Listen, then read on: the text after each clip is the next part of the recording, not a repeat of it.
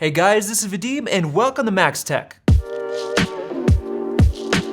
It's been 3 months since we got our hands on the 2018 MacBook Air and our thoughts have completely changed about it. At first, we were disappointed with a few key problems with the new MacBook Air, and we even recommended the 2017 MacBook Pro instead. After 3 months, we've realized that the Air is actually the best choice for almost everyone. I'll explain why in just a minute. Before the new MacBook Air was released, thousands of people were still using the old MacBook Air with its extremely outdated design, low quality display, and old tech. Those people just wanted a relatively cheap and reliable Apple laptop for everyday tasks, and it did just that. Now we've got a brand new upgraded MacBook Air that's up to date with the latest technology. It's not perfect, but it's worlds better than the old one. As a video editor, there were a few things the new MacBook Air lacked that were really disappointing, especially the display.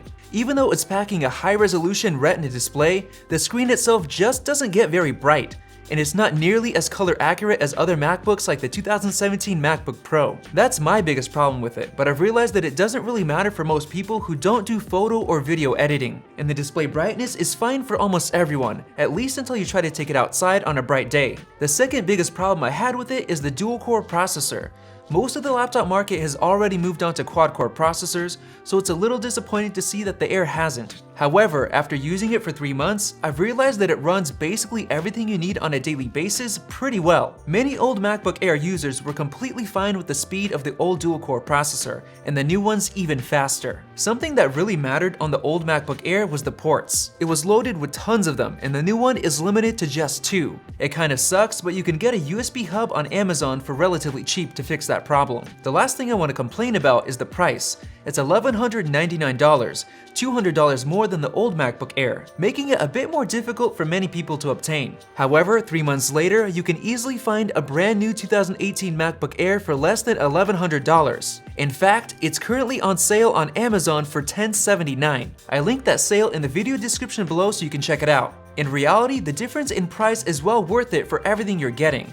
Now let's talk about what makes the 2018 MacBook Air so special and what makes me think it's the best choice for most people out there. First of all, the battery life is amazing. Apple says it lasts 2 hours longer than any other current gen MacBook. And trust me, they're not lying. It seems to last forever. The updated design really makes it look like a modern Mac, especially now that the huge silver display bezels are gone. The trackpad is now much larger and more comfortable to use, and it's now using Force Touch tech, so it doesn't actually click. The motor beneath it vibrates to simulate a click. This means that you get an even clicking feel even at the corners of the trackpad. Some users don't really like the low key travel of the new MacBook Air's keyboard, but I personally don't mind it. It was pretty easy to get used to. It also comes with a Touch ID sensor in the corner for logging in and buying stuff online using Apple Pay, which I don't really care for, but it is convenient to have. One huge difference you're gonna notice is the speakers. They sound so much better than the old MacBook Air. The old model actually doesn't pack any speaker grills. The sound just comes from under the keyboard, and it doesn't sound good compared to the new speakers. Just listen for yourself.